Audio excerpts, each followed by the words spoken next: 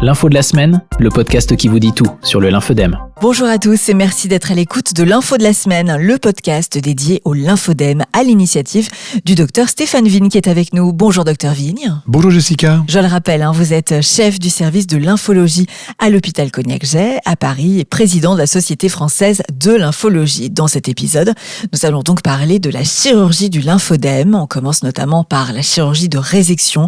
On vous parlera aussi de la liposuction. On en parle beaucoup en ce moment, docteur Vigne.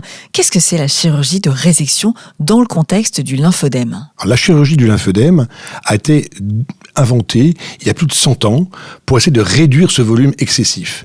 Et la première chirurgie qui a été faite, ce sont des chirurgies de résection qui consistent à enlever le tissu avec le lymphodème pour réduire son volume. Alors dans quel cas une chirurgie de résection est-elle indiquée? Pour quel type de patient? Il n'y a pas beaucoup de patients qui peuvent en bénéficier. Le premier cas, ce sont les patients avec les atteintes génitales. On en a parlé précédemment dans un podcast pour enlever là aussi les tissus excédentaires du lymphodème avec des chirurgies où on enlève une partie du tissu lymphodémateux.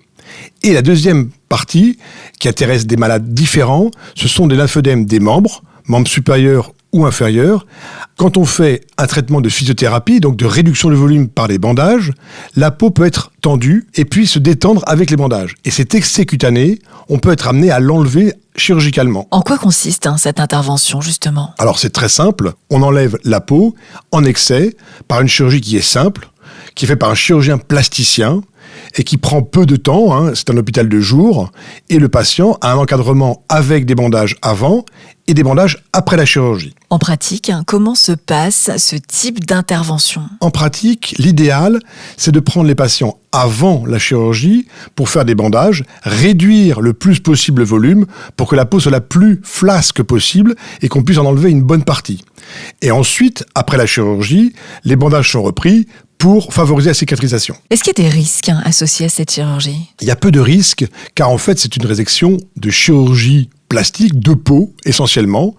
Il y a quelques hématomes post-opératoires, très peu de douleur, et parfois les points peuvent sauter, ce qu'on appelle sauter, et laisser un peu couler la lymphe quelques jours ou quelques semaines. Les bénéfices, ils sont immédiats et à long terme aussi? Les bénéfices sont immédiats et à long terme, à la condition de poursuivre le traitement par la compression élastique et les bandages peu élastiques. En effet, on ne guérit pas le lymphodème, mais uniquement les conséquences, à savoir l'excès cutané que l'on enlève. Il faut donc poursuivre impérativement le traitement, car le risque est la reprise de volume à distance. Si le traitement n'est pas fait régulièrement, la peau va à nouveau repousser. Est-ce qu'on peut y recourir plusieurs fois, si c'est nécessaire, à cette chirurgie de résection? Alors l'avantage de la chirurgie de résection, effectivement, c'est qu'on peut y revenir plusieurs fois.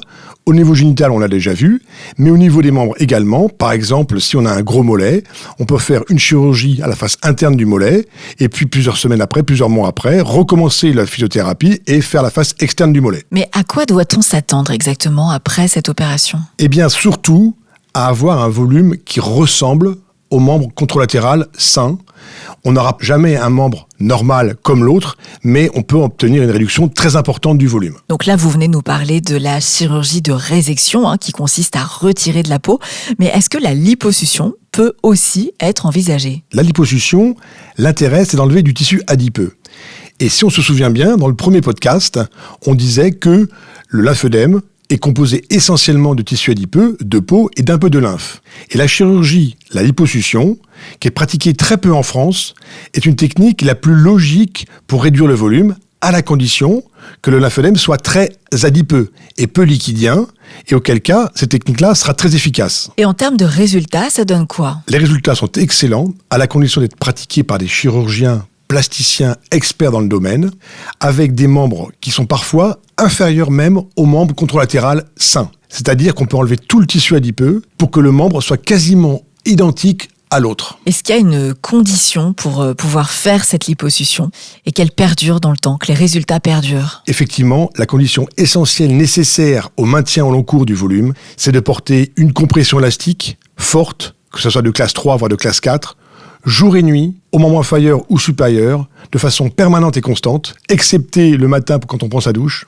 pour pouvoir maintenir au long cours le volume réduit. Merci beaucoup, Dr Vigne, pour toutes ces réponses très intéressantes quant à la chirurgie du lymphodème, et notamment chirurgie de résection et la liposuction.